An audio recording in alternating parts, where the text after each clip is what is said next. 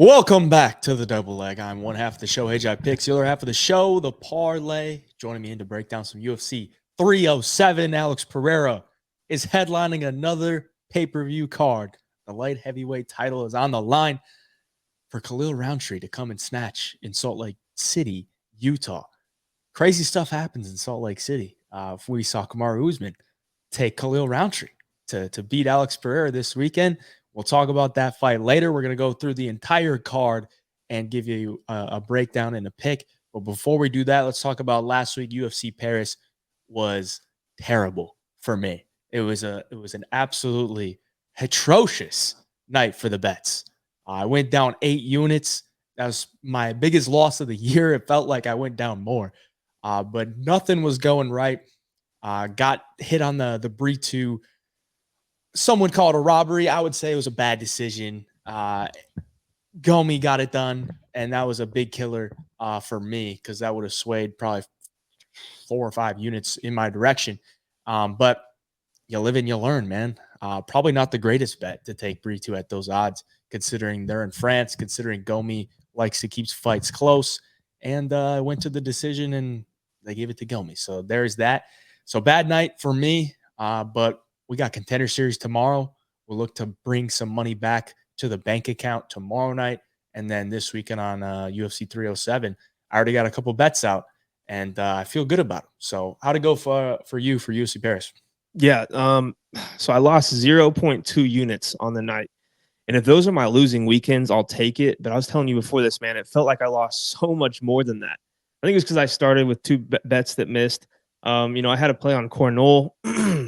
She, striking wise on the numbers, was even. She just never looked like she was winning the fight. If you watched it live, I mean, she didn't look like she was winning whatsoever. Split decision. I don't know if it's something the judges got against Cavalcanti, but I didn't think it was a split decision.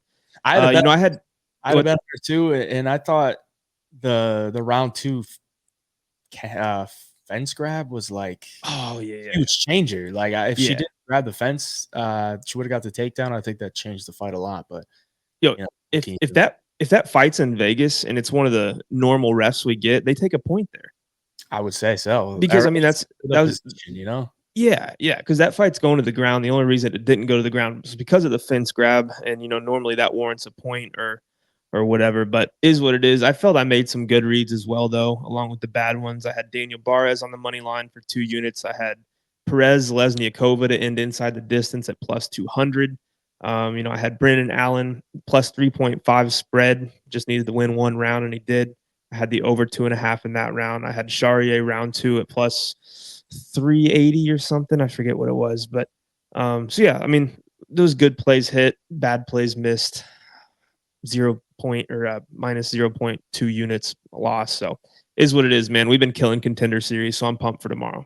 Yeah, I would have liked to be in your position at the UFC Paris. Let's just say that. But that's in the past. We got UFC 307 to break down here. We are going to give you a pick, but if you want the bets, jump in the Humble Fight Picks Premium membership.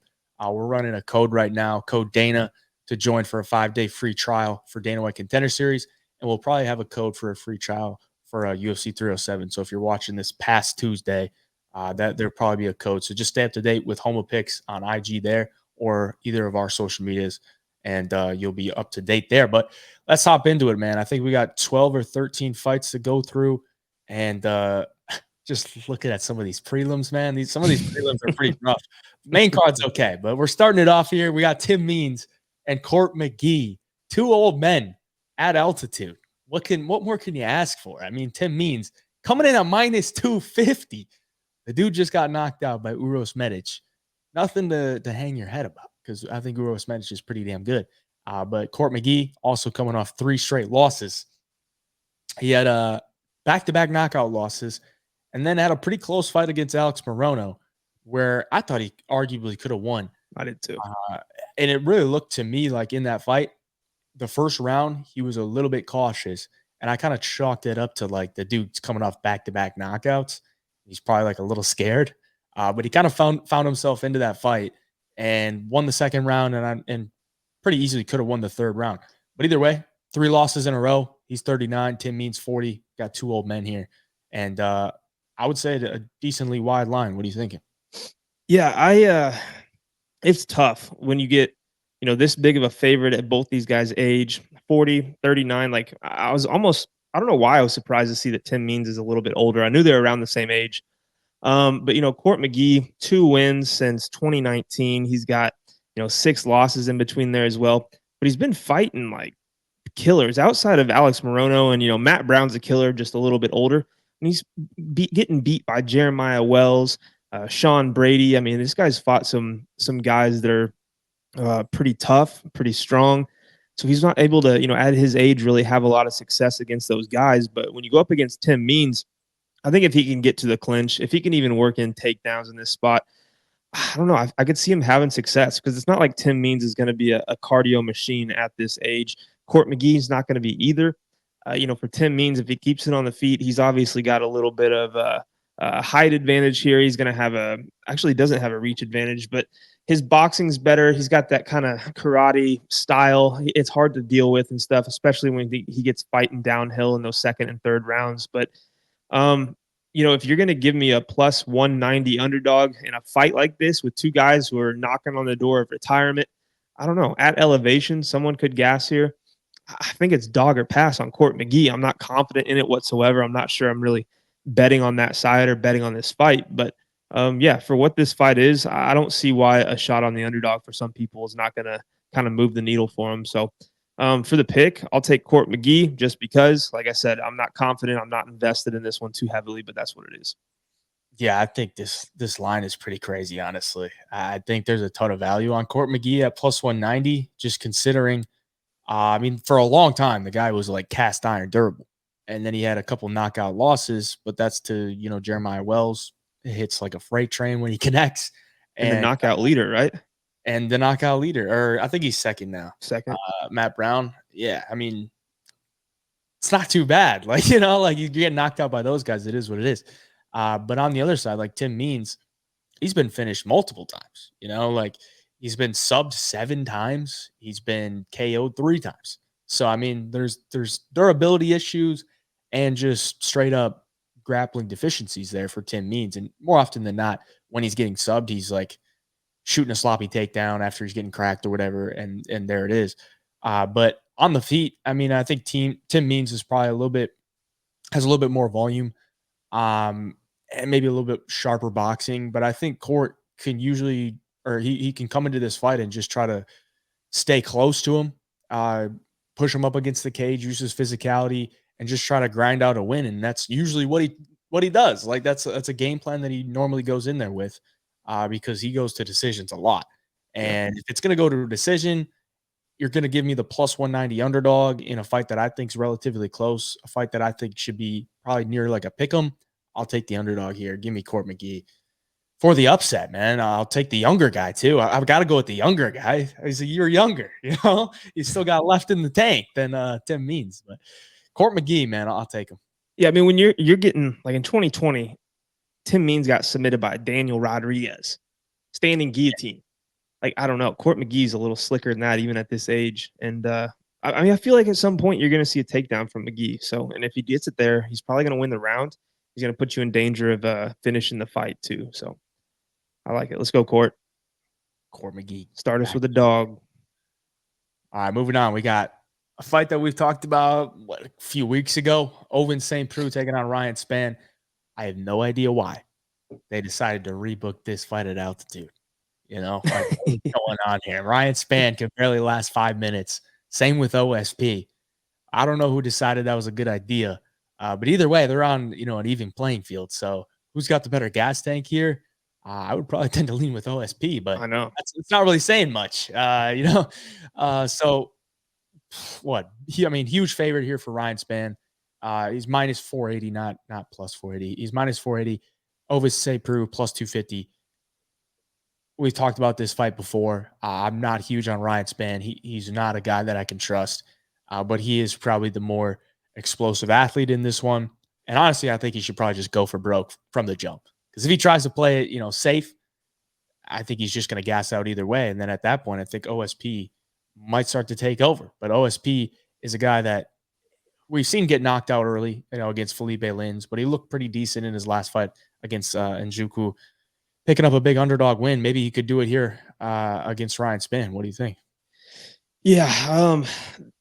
What makes me nervous, I guess, is just that first round for OSP, honestly. And if he gets past that first 5 minutes, I think he's very, very live as an underdog here, regardless of his age, regardless of the knockout losses he's taken. Because, like you said, if Ryan Spann doesn't get him out there in the first, I think he's the first one to gas out.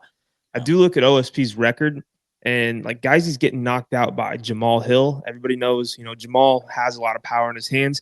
It took him over 5 minutes to get that thing done by knockout.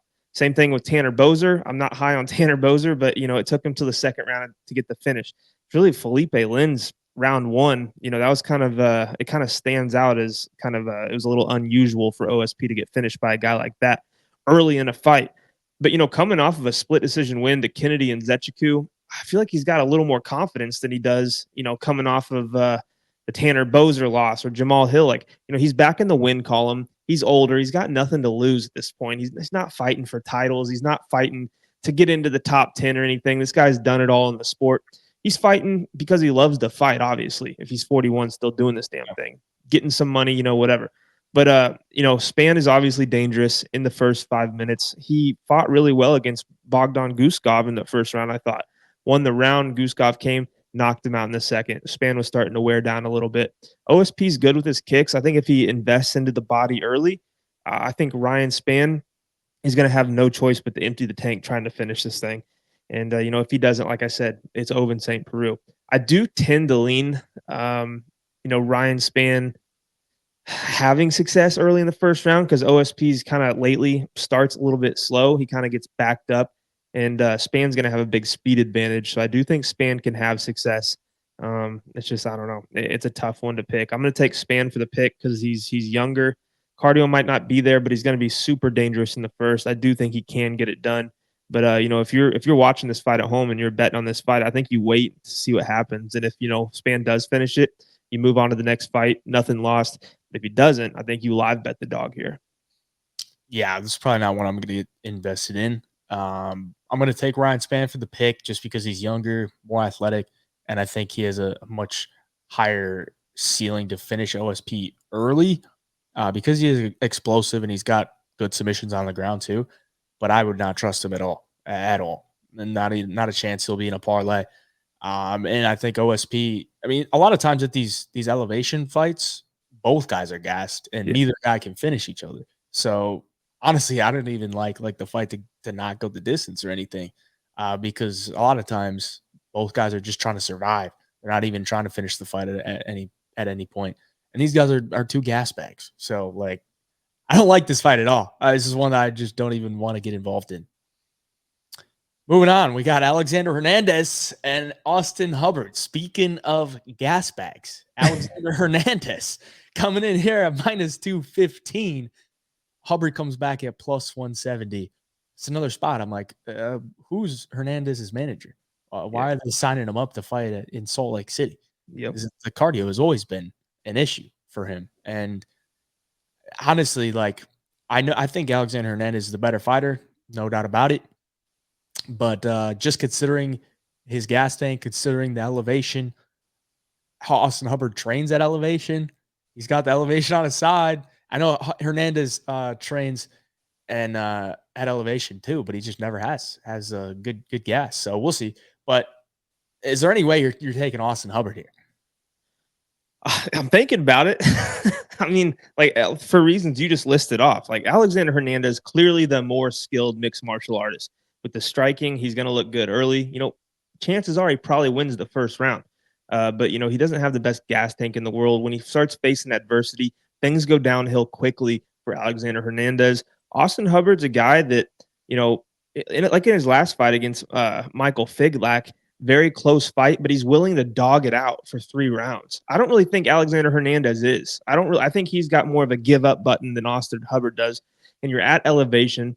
Hubbard, unless you're taking him down and submitting him, this guy's not going out there and getting knocked out by anybody. So, I mean, if you can't do that, chances are this thing's going to go 3 rounds.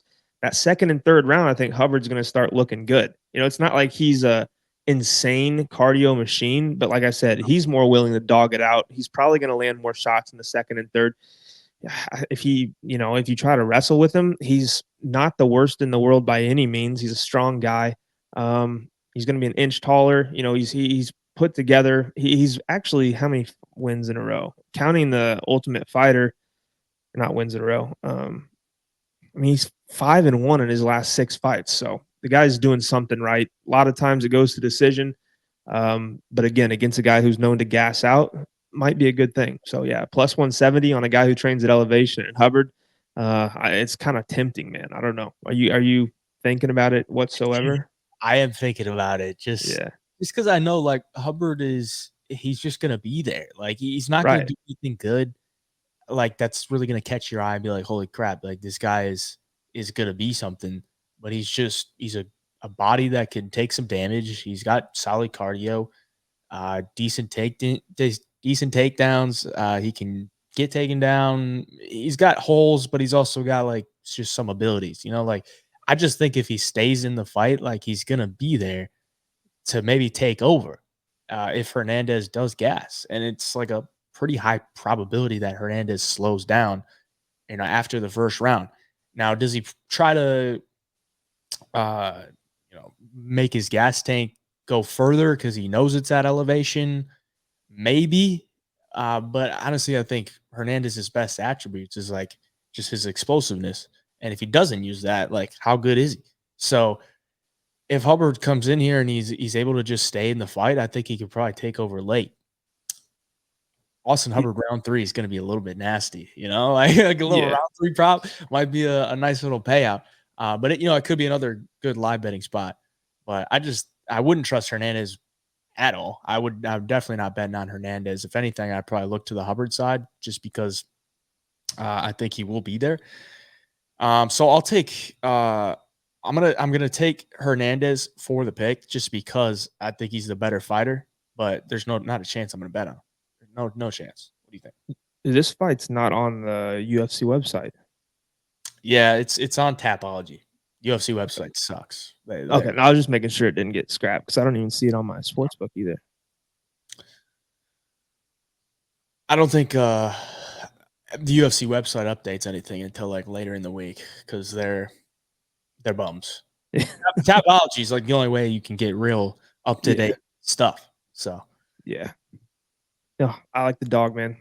All right. A lot of dogs might be barking this weekend. Yeah, they might. Let's move on. Maybe another dog barking here in the former champion, Carlos Esparza, coming in at plus 132, taking on Tisha Pennington minus 170. So this will be Carlos Esparza's retirement fight. She has been vocal about that. Sometimes that's not good. Sometimes that's okay. You know, we've seen some fighters win and a lot of fighters lose. But Esparza had the kid. She's been off for 2 years. Tisha Pennington had a kid. She was off for a good amount of time and then comes back against Tabitha Ricci. I thought she won against Tabitha Ricci, but every time that I think Tabitha Ricci loses, the judges think she wins. So honestly, I look at that performance and I'm like, I think that's a pretty solid performance for the first fight back after having a kid. And now she gets to, you know, get a little taste of fighting a girl that's coming back after having a kid. And I think she's probably the rightful favorite here. I don't know if it's a little bit too wide or what, but at least they're both old and they both had a kid recently. So they are on a little bit of a level playing field. What do you think about this one? Yeah, you know what's scary about this fight is that, you know, Tisha Pennington is a girl who has 2 split decision losses in her last 2 losses. One to Ricci at St. Louis a few months ago. The other one to Mackenzie Dern a couple of years before that. And Carla Esparza is a girl who gets a lot of love from the judges, getting split decision wins. Like she's, you know, had the Rose Namajunas split decision win, Madrina Rodriguez split decision, Michelle Watterson split decision, Alexa Grasso majority decision. Like this is a girl that judges seem to favor, I guess, the control time and the takedowns because she lands an abundance of them. You know, she might land 5, 6, 7 takedowns in a fight. I mean, compared to Tisha, like I like what Tisha does in there. She's very active. She's fast, super strong too. Like watching her against what's her name, Tabitha Ricci live. Like she's just so athletic and stuff for her age. It's insane. And you know, Carla been off now. She's making her comeback fight. It makes me lean Tisha a little bit because she's got a little bit more. She's been in the cage lately, I guess, coming off of that layoff. Carla's yet to feel what that's like coming off of having a kid. Tisha knows exactly what it is. Tisha's probably, been training a little bit harder, just coming out of a fight that she lost, a little more motivated to get a win before it's retirement time. But look at Carla, who she's beat though. It's Rose Namajunas, Yao Xiaonan, Madrina Rodriguez, the karate hottie, Alexa Grasso, Verna Jandaroba. Like this girl, if you want to go out there and you can't land big shots on her, you can't get your striking going, she's going to expose you with the wrestling. She's very strong. 5'1", both these girls are. So nobody has like a big, size advantage in this spot. It's tempting not to take the dog shot here too, but that layoff scares me. This is her last fight. It makes me believe that maybe she hasn't been training as much, having a kid at home, a young kid at that, where Tisha seems very motivated and she always puts everything into each fight. So I'm going to take Tisha Pennington for the pick here. Not real confident though at -170. I bet this line gets a little closer as the week goes on. Yeah. For those who care, this is a rematch 10 years in the making. Ultimate Fighter, they matched up in August of 2014, and Carlos Esparza won a majority decision, but it was a 2-round fight since it was on the Ultimate Fighter. So if that matters at all, 10 years ago, I would probably say no. I am going to take Tisha Pennington for the pick just because I do kind of lean your way with Carla lost the title. She's already said she's going to retire. I think it's just like one last thing to go in there, and I'm sure she wants to win, of course, but it's just like one last thing to be like, okay, I'm out. I'll get my send off. She's been in the UFC for a long time, first ever strawweight champion, so you got to give her flowers there. But I think Tisha's outside footwork will probably be tough for her to close the distance, and I think she probably wins a decision. Moving on, we got Ihor Potieria taking on Cesar Almeida. Almeida coming in as the big favorite here, -430. Taking on Ihor at +300. I hate that haircut for Ihor, man. It's brutal. The Bieber cut is brutal. But Cesar coming off the loss to Roman Kopylov, which was the disappointing performance because he really he should have won if he just could stuff a takedown, and he just couldn't. But Ihor's not a guy that really shoots a lot of takedowns. Ihor's been a guy that the UFC has used in many ways, man. Many ways. I really don't know what they want to do with this guy because he lost his debut, and then they gave him Shogun Rua in Shogun Rua's retirement fight. That seems like a spot where if you're going to give Shogun a guy that he's probably going to lose to, you give him somebody that you might want to build up. Yeah. 2 fights in a row.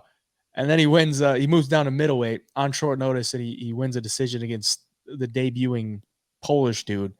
And then he jumps in there with Michel Pereira and just gets smoked in under a minute. So I don't know what to think of this guy. I just know that he's going to be big for the weight class. His chin isn't the best, but he's getting knocked out by guys that I think it's okay. It's not terrible. But we also know his cardio is not the best. But he is dangerous. On the feet, he is dangerous. He's long, and his striking is decent. I don't think it's good enough to beat Cesar Almeida, but maybe he mixes in some takedowns, man. We saw how bad the takedown defense was. If he could shoot a blast double, Cesar Almeida ain't getting up. So at -430, I'm like, I don't know. It's probably a pass for me. What do you think? Yeah, I think Almeida should win the fight. But like you said, Roman Kopylov taking you down 5 times. If Roman doesn't gas out in that fight, Roman, demolishes him, honestly. Roman, the only reason that fight was close was because, Roman got tired from shooting all the takedowns. I think that's where Ihor is going to struggle here. He might get a takedown in the first. He might win the first round. But, while the fight's on the feet early in the second, that's kind of where Cesar starts to come alive a little bit. He's going to throw those body kicks. He might stuff a few takedowns as the fight goes on. You're at elevation, Ihor Potieria, not good cardio, probably going to get tired. And from there, he's just a sitting duck because Almeida is, with all the kickboxing experience, he's so good at just waiting for you, not even waiting for you to get tired, but just noticing that you're tired and you're hurting and investing in the body and hurting you there. And then he kind of can pour it on from there and find finishes or just run away with rounds. Oh, man. But even watching against Kopylov, Kopylov was having a lot of success finding the chin and hurting him too. I know Kopylov hits like a truck, but Kopylov's known for the nasty kicks and stuff. That left hand down the middle was catching Cesar quite often, even dropped him one time. And Potieria is a big guy with a lot of power. So, if Cesar's out there if I'm Potieria and I go out there and I shoot a few takedowns off the jump, get him worried about that, and then just kind of let your hands go, I think that's his path to victory, because you either got to catch him or you got to be able to take him down for 15 minutes.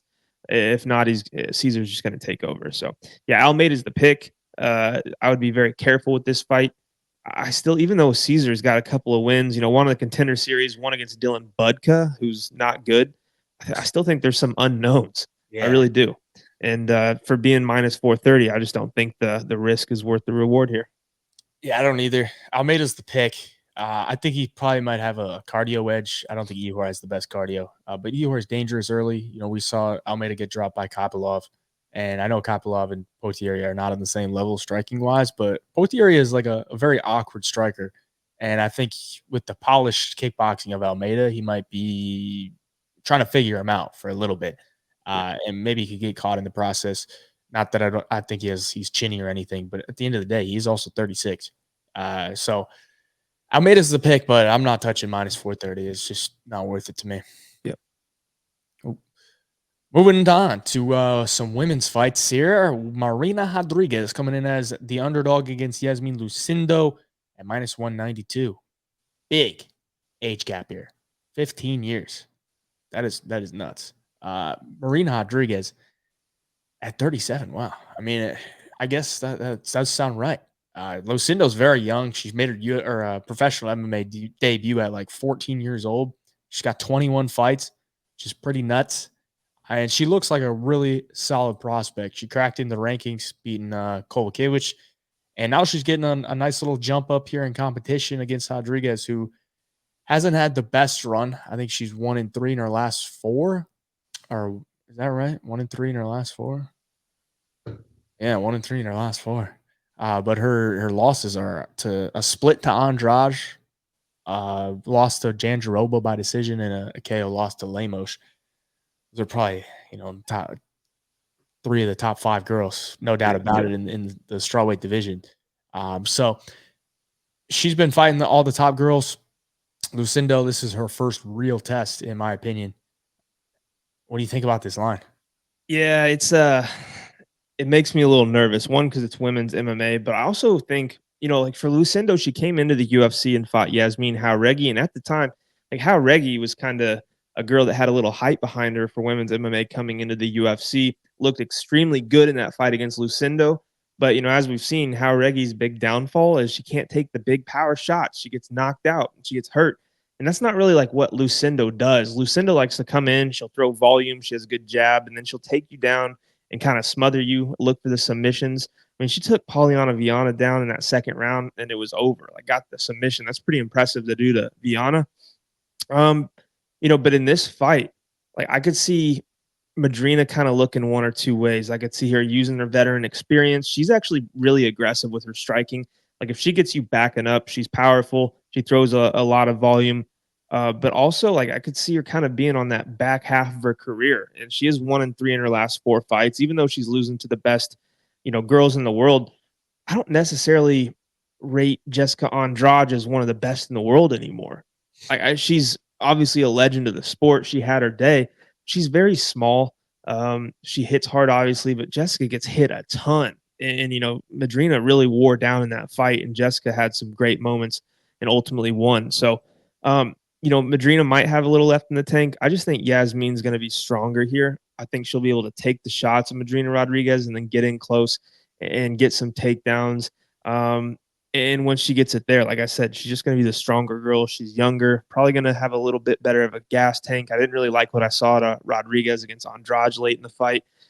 And it's probably Lucindo's time to shine. So I'm going to pick her. But again, this is women's MMA, and you're taking a very experienced, very battle-tested girl who's been fighting the top 5 against basically still a prospect in Lucindo. So got to be careful with this one. Yeah, I think I got to go Rodriguez, man. I think I got to do it because I just look at who she's fighting. It's like, yeah, I think, the losing to those girls is okay. And honestly, I thought the Andrade fight looked okay. Like from range, I think she can pick apart Lucindo.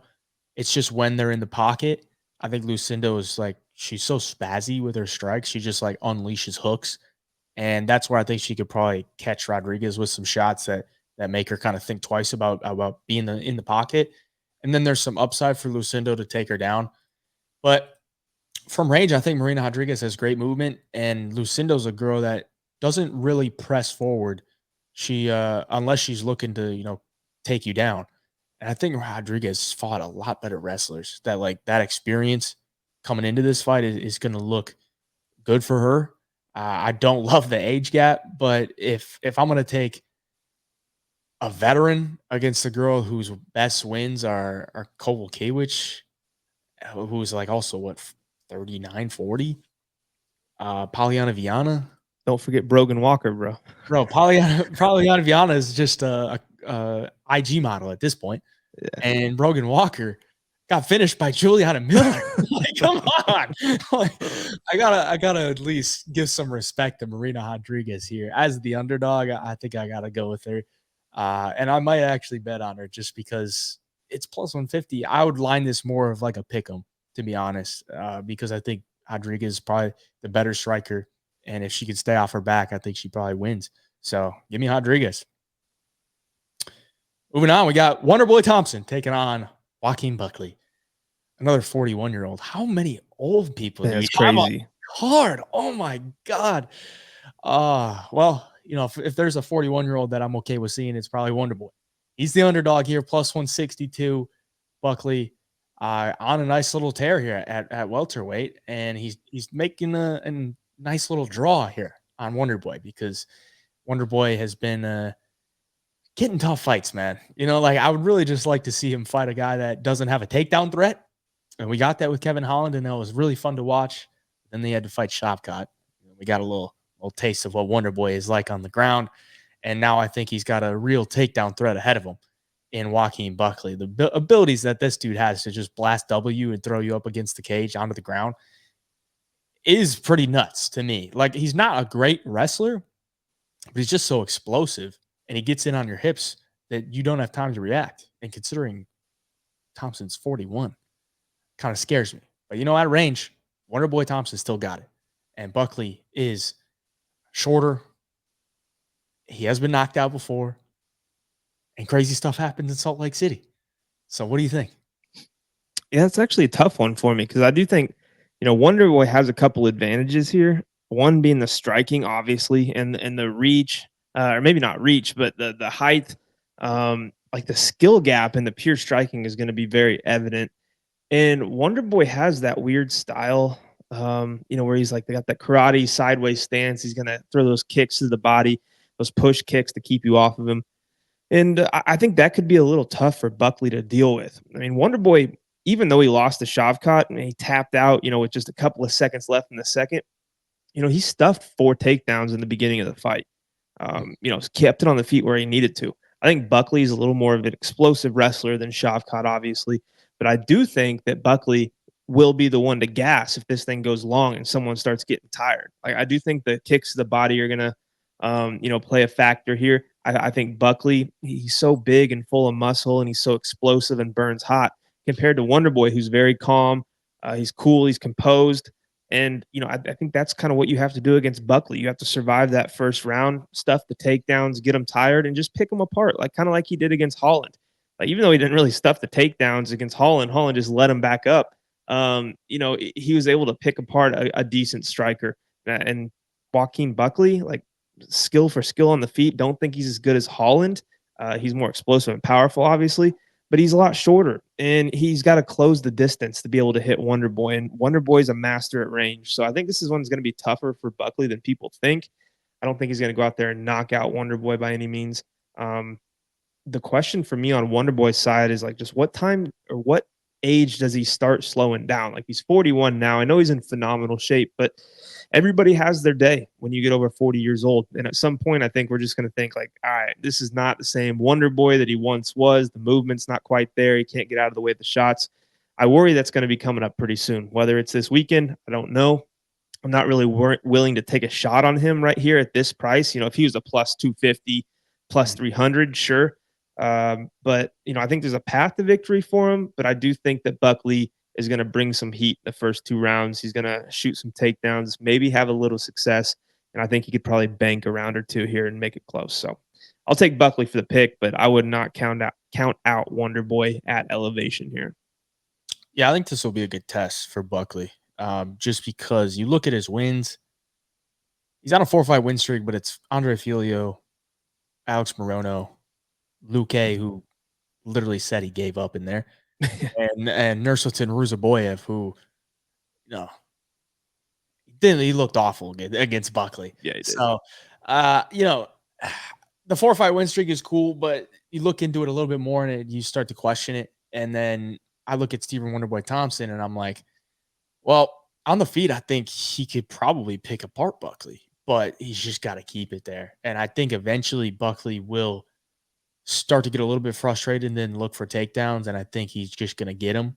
And I think Wonderboy will have moments on the feet, but I think Buckley, he's just got to go for takedowns. If he goes for takedowns, I think he gets them, and I think he holds him on top. He's got some pretty solid ground and pound too from on top. And I just think the overall physicality is just going to be a little bit too much. So I'm going to take Buckley for a pick, minus 210. I capped it around like minus 175 for Buckley. So it's not, showing too much value for Stephen Wonderboy Thompson here. And just considering the age. But, Buckley's been knocked out before. We've seen him get knocked out with a head kick. And, Wonderboy has that ability to stay at range, and he is very good at range, and he can pick apart anybody. So if Buckley doesn't shoot takedowns, then I would cap this a lot closer. So that's my breakdown. Buckley is the pick, though. Moving on to the main card. Got Kevin Holland back in action. Just call Big Mouth if you need him on the card. Minus 170 coming in here against Roman Dolidze at plus 132. Kevin Holland, 5 years younger. The guy fights every 2 or 3 months, man. And you never really know what you're going to get with the guy. You really never know. You never know if he's going to be fully healthy. You never know what kind of game plan he's going to come in with. You just know that he's going to go out there and try to put on a show. Roman Dolidze, on the other hand, big win against Anthony Smith, man.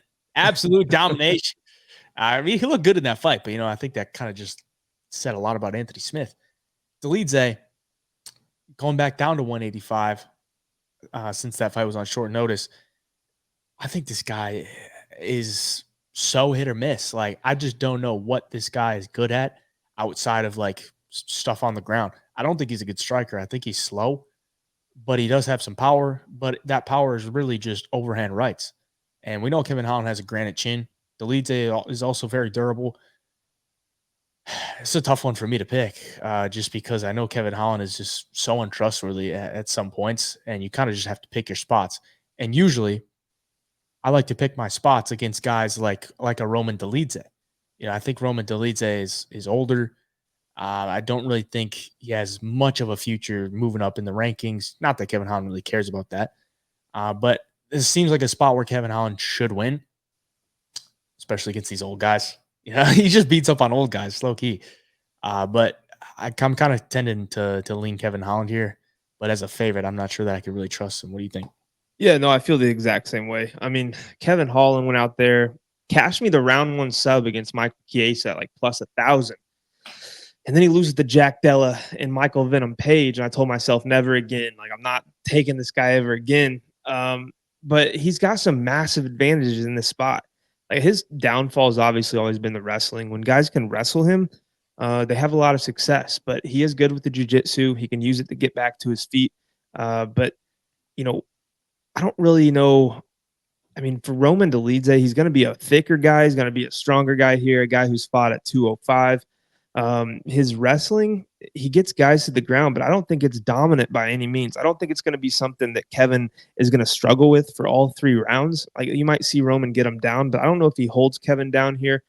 And on the feet, I think the biggest discrepancy between these two and the biggest, skill gap is going to be the speed. I think Kevin Holland is just going to be miles faster than Roman Dolidze on the feet. He's longer. He fights very long too. When he gets that jab going and he can just kind of stick you with that right hand from way outside and there's nothing you can really do about it. You can't counter him. I think he's going to have success, especially when this fight's on the feet. He's a guy who will fight all 3 rounds too. He's got sneaky volume. Like, when he fought Jack Della Maddalena, it didn't really feel like he was landing a ton of strikes. It felt like he was getting outworked. And then you look at the numbers and he outstruck JDM 127 to 105. It just sometimes Kevin Holland, it feels like he can't really find the time to really just unload and let the hands go fully and start taking over fights. He just lets his opponent into the fight every single time, makes it close unless he's getting a knockout or a sub. I think Roman Dolidze is tough. I think he's going to be hard to knock out. He's a guy with good jiu-jitsu and grappling. He's not going to be easy to submit. I tend to think this fight goes all 3 rounds. And, a lot of times if it does, I'll kind of side with the wrestler just because they can bank rounds and minutes. But I do think that Roman slows down a little bit. And I do think Kevin's speed will be there for most of the 15 minutes. For that reason, I'm going to pick him. I think while this is on the feet, this is Kevin Holland all day. Yeah, I mean, I don't think Dolidze's cardio is very good, especially if you could make him work. And I think Kevin Holland will just be faster than him on the feet. I think he'll be sharp with his jab, in and out, and then a long right hand is probably going to be cooking Dolidze a little bit on the feet. I think Dolidze needs to get this fight to the ground. And one thing to note is this fight is favored to go to a decision, I think. Yeah, it's favored to go to a decision. Kevin Holland hasn't won a decision since 2020. Now, all finishes, really. Yeah, it doesn't seem like it was that long ago, but that was probably 11 fights ago. Darren Stewart? Yeah, Darren Stewart. Yeah. Yeah, it was 1, 2, 3, 4, 5, 6, 7, 8, 9, 10, 11, 12, 13 fights ago. 13 fights without winning a decision. So he's a finisher. I just don't know that he's going to finish Dolidze. So if it does go to a decision, I do tend to lean Kevin Holland just being more active on the feet, but he's always going to look for that finish. And if he does go to the ground with Dolidze, you're going to be puckering your cheeks, man. Dolidze is nasty on the ground. He's especially early. Yeah, especially early. So Kevin Holland is the pick, but it's just so untrustworthy.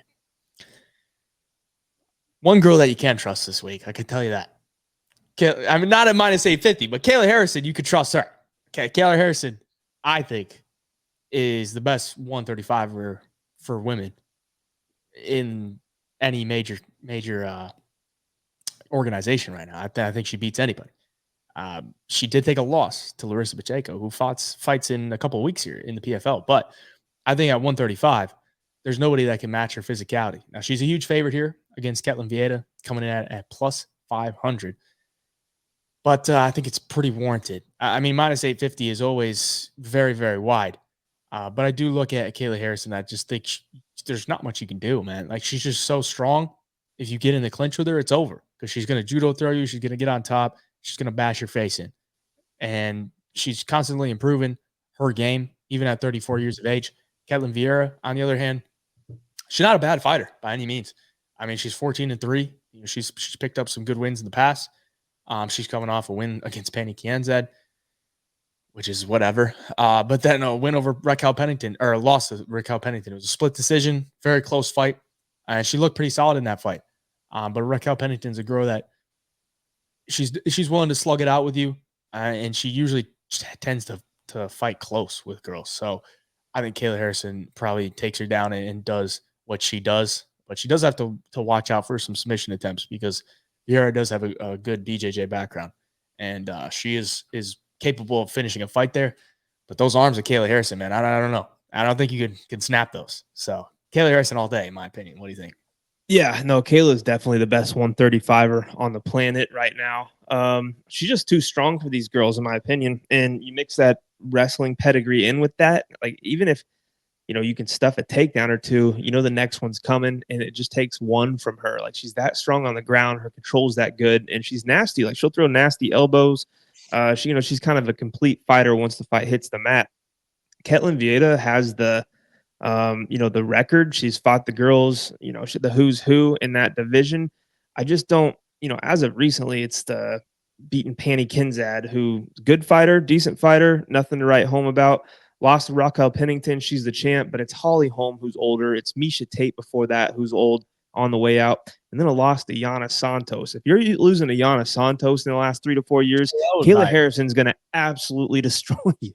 So I don't know. I don't see a world where Vieira or anybody right now really beats Kayla unless they catch her on a night where she's pulling an Amanda Nunes and just completely looking over at Juliana Pena and just not focused or training for the fight at all. but I don't think Kayla Harrison really has that in her. You look at her Instagram, this girl's constantly working. She's constantly working out, getting better, getting stronger. It looks like she's dialed in the weight cut. She looked super thin and lean leading up to this fight. Whereas like in her last fight, I had some concerns because like, man, she looks massive just a few weeks before the fight. Now she looks like she's pretty dialed in. So if she's taking it that serious, I don't think we see Kayla Harrison lose for a few years. Yeah, I don't think so either. What was I going to say? I forgot, but Kayla Harrison all day. Kayla Harrison all day. I still wouldn't bet on her at minus 850. I do think she probably gets a win inside the distance, just because now when she's in top position, she can use those elbows. Oh, I was going to say this. How stupid was Holly Holm? Like she would literally went in the clinch with her, like willingly went in the clinch with Kayla Harrison, then gets dumped on her back. Yeah, I was just like, are you dumb? You're trying to prove a point? But that was just the dumbest thing that you could have done. terrible. She got finished in the second round. So, yeah, Kayla Harrison. Moving on, we got Jose Aldo taking on Mario Bautista. Bautista coming in at minus 162. Aldo comes back at plus 126. Aldo says he's 38. You take that for whatever you think it is. It's probably older than that. But either way, he looked amazing in his last fight against Jonathan Martinez. Martinez just really looked like he crumbled. And I think that had to deal with the moment against Aldo in Brazil. Martinez is a guy that has fought at the Apex. I think all of his fights leading up to that was at the Apex. And now he's at a Brazilian crowd that's wanting Aldo to win. Nobody's on his side. And he just kind of crumbled. And Aldo took advantage of that. And now he's going to be coming in here against Bautista, who's kind of in the same boat. Man. I mean, Bautista has really not fought anybody of the caliber of Aldo before. And he's been fighting at the Apex a lot too. Now, I think Bautista is a great fighter. And I think this is a matchup where he could win. But Jose Aldo, man, at underdog money, it's looking good to me. What do you think? Yeah, Batista's on a nice win streak, 6 fights in a row, but he's definitely not fought anybody the caliber of a Jose Aldo. Like his last 2 wins are against guys who have good wrestling or grappling, which he can kind of counter because Mario Bautista has that as well, but he's better than on the feet. Like Ricky Simon, obviously Batista's better on the feet. The Mon Blackshear, we saw what just happened to him in his last fight, getting flatlined in 15 seconds. And Batista's better than Blackshear on the feet. But Aldo, I don't really know if he is. Like Aldo is such a legend. He's so much experience. He's fast as hell for his age too. If you watch the Martinez fight, like this guy looked like a vintage Aldo in that spot. He's tough as nails. I don't think you're going to go out there and knock him out. And if he gets those leg kicks going, I don't care who you are, Mario Bautista or anybody, it's going to be a long night for you. And, if Bautista wants to go to the wrestling because he starts feeling the leg kicks or feeling the pressure or the aura because Jose Aldo's got it, I think it's going to be a super tough fight for Bautista. I mean, if Merab Dvalishvili can't take Aldo down in 15 takedown attempts, Mario Bautista's not going out there to do that. And that just leaves you and him on the feet for 15 minutes. I got to favor Jose Aldo. I think he's sharper. He's very sound, has been defensively in his last fight. I don't know, man. I just have a feeling as a plus 125 underdog, this line's going to start to go the opposite way. I think money's going to start coming in on Aldo. So if you're betting on Aldo, I think you do it now because the line's already coming down a fair share anyways as we speak. Yeah, man, I'm taking the underdog here until he shows me otherwise. Like Jose Aldo took that little time off, that tiny little retirement break, looked phenomenal in his last fight. I don't think he'd be fighting unless he was 100% dedicated in and confident in this one. So yeah, I'm going to take him for the pick. Yeah, part of my apprehensiveness with Aldo his last fight was that he had like 1 fight left on his contract, and I was like, okay, maybe he's just coming back to get that contract done with, and then he's just going to be done. But he had a nice performance. He re-signs, and to me, that tells me like, okay, he wants to get back in the mix. I don't know why this is the matchup being made, but I think Aldo is the side here, especially as the underdog, because you look at his losses in the last 5 years. It's just Merab. Like, okay, I could pretty much throw that out the window. And it was a fight where he didn't get taken down by Merab, and that was at Salt Lake City. So he's got experience fighting in Salt Lake City. Bautista, on the other hand, this guy 3 years ago, got knocked out by Trevin Jones. It's not a good look. And then you look at his next 4 fights, they're complete layups. You know, like Jay Perrin, Brian Kelleher, Benito Lopez, Guido Canetti. Like, those are just layups, all at the apex. And then he fights Damon Blackshear, and I thought he lost to Damon Blackshear. And then we saw what Damon Blackshear did his next fight. Got knocked out in like 18 seconds. And then we look at Ricky Simone. He beats Ricky Simone at the apex. Ricky Simone then goes out there and loses to a guy who has 1 UFC fight. And it wasn't even like a close fight. He got dominated by a guy with 1 UFC fight. So I just don't think his wins really age very well. And I think stylistically, he's a guy that likes to use a lot of outside footwork. He kind of tries to be in and out. I watched this guy's boxing. I don't think his boxing is very sharp. And I think Aldo, his counters looked really solid his last fight against Martinez. I think Aldo's going to be able to counterbox him, kick from the outside, and just have that forward pressure, defend takedowns. And I think he wins a decision here. So give me Jose Aldo. King of Rio. We're going to run this town. Let's go. Like it. To the co-main event, we got Raquel Pennington, Juliana Pena. Juliana Pena coming back after quite some time off. I don't know what she's been doing, but talking shit. Totally, yeah, I guess she's just been talking shit for the past 2 years. I mean, she has 2 fights in the last 3 years, man. Over 3 years. It's not really a good look. But she'll always be famous for beating Amanda Nunes, and she's coming in here. They got some rivalry going on here against Raquel Pennington. Dates all the way back to the Ultimate Fighter. She is the underdog. Raquel Pennington is the favorite, the champ, minus 180. It's an interesting fight here, man. What do you think? Yeah, I don't know, man. Pena, I guess, has worked her way into a spot where she got that Amanda Nunes fight, and she caught her on an off night. But, I mean, it showed that she was nowhere near Amanda Nunes level. Outside of that one night, like that's the one night in the history of your life you're going to be better than Nunes, because in the rematch, Nunes absolutely demolished her, took her down 6 times, knocked her down 3 times, outstruck her, I just don't think Pena is that good. I think she's gritty. She's good enough, or she's decent enough everywhere to where, she's going to put herself in some decently close fights. But, I mean, to get to the title shot, she loses to Valentina Shevchenko, obviously a phenomenal fighter. Beat Nico Montana, loses to Jermaine Durandamy, beats Sarah McMahon, gets Amanda Nunes title shot. So, yeah, I don't know. I don't know if she's really done enough or looked that good against high-level opponents besides the Nunes fight to make me confident that she comes out here as a dog and beats Raquel Pennington, because Pennington is a girl who is solid everywhere. Not very exciting. Her striking good. Her boxing's good. Her ground game, she's very good with her control time. She's got good cardio. We're at elevation.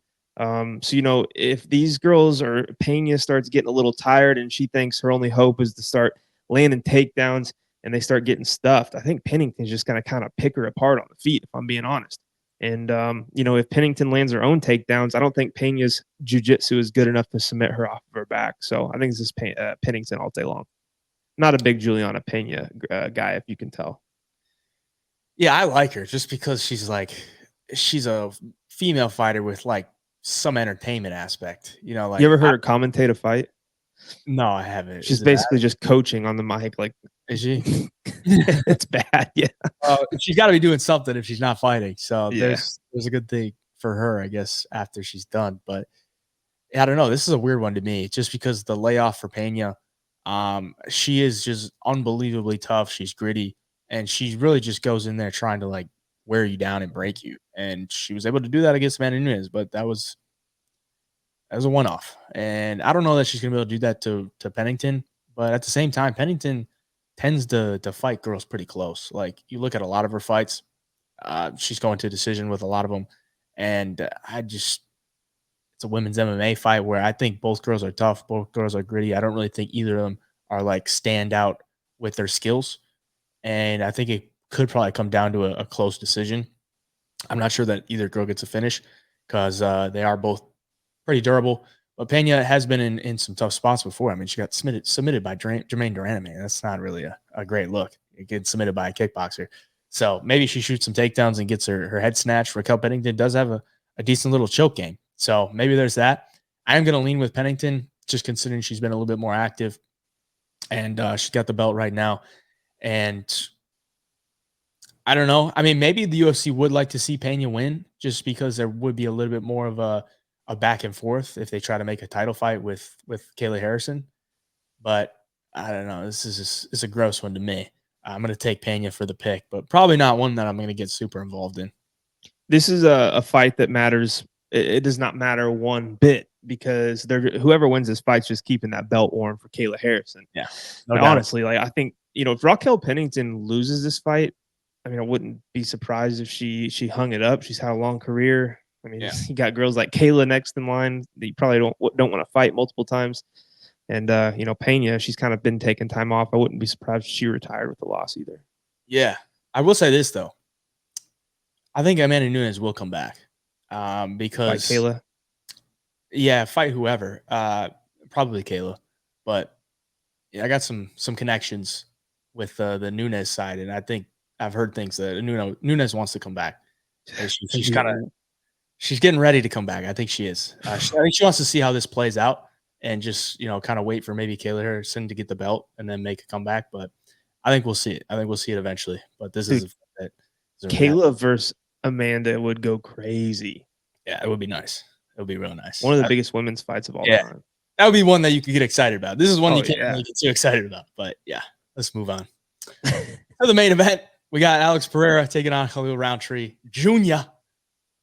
Rountree coming in at plus 350. Pereira, the biggest favorite he has been in his UFC career, minus 520. Does that shock you or no? Biggest favorite he's been in his UFC career. I'm pretty sure a little bit. It shocks me a little bit because, first of all, I think he wins this fight. I think he's a better kickboxer. Obviously, he's longer, taller. Everything tells me that Alex should win this fight for sure. But Khalil's just not an easy out. I don't know. There's something about him. He first of all, he's full of power, and the guy has a lot of striking experience. It's not like this fight's going to take place on the ground. I don't think either guy is going to want it there. Alex has shown that he can get the lights shut off. It's not like he's untouchable by any means. Even like in that first Yuri fight, like Yuri was landing some good shots up until the point that he got put out. And if Khalil can get inside and land some of those shots too, he gives himself a chance. He's got a puncher's chance. But Alex doesn't seem like a guy who takes anybody lightly. I think he wants this belt for as long as he's going to be here. I think he's super focused. He is older, 37 years old. But Khalil's not like a spring chicken by any means. He's 34. And like I said, I think Alex is super dialed in. I don't think he's going to lose focus. And when he does, I think he's going to know it's time to hang it up.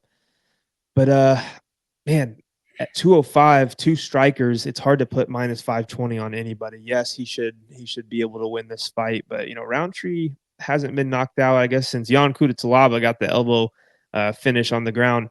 But, man, I don't know. I'm taking Alex, obviously. It's just a fight that I got a strange feeling like maybe Khalil doesn't win, but maybe he makes it a little closer than you think.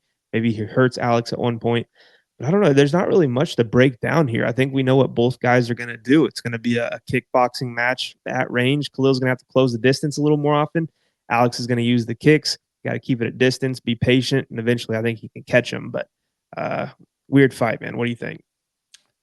Yeah, I mean, Pereira's the pick for sure.